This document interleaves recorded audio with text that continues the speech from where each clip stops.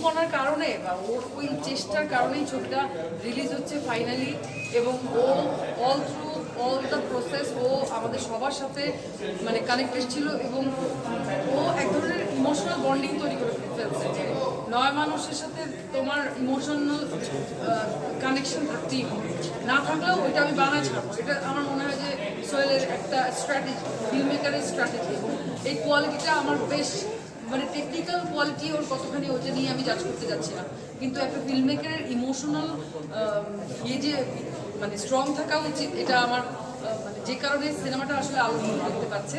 এবং আমি দর্শকদেরকে বলতে চাই আপনারা প্লিজ হলে এসে ছবিটা দেখবেন।